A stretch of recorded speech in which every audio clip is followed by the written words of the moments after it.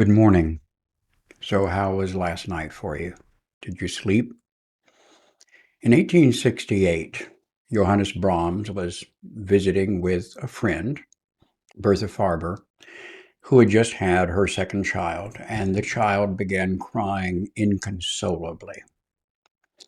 And although Brahms never had children of his own, he had a special place in his heart for them.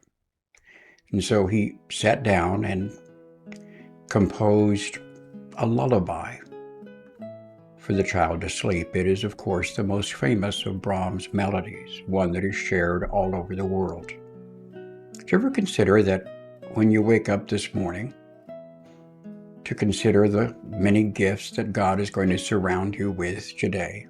Do you ever consider the gift of sleep? The truth is, sleep is terribly important.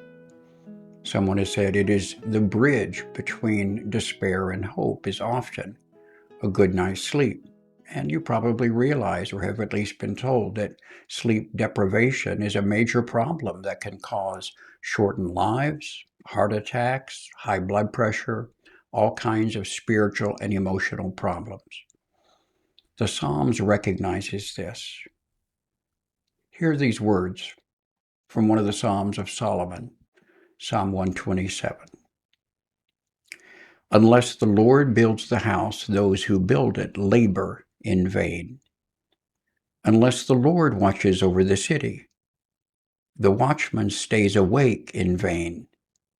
It is in vain that you rise up early and go late to rest, eating the bread of anxious toil, for he gives to his beloved sleep.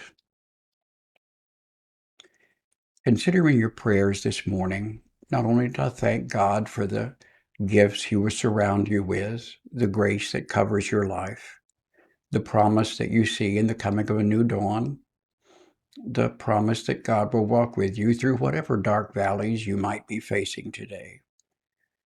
But even in that sleep,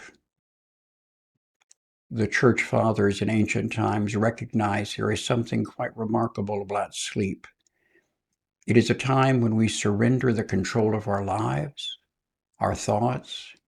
We lie helpless under the watchful eyes of God.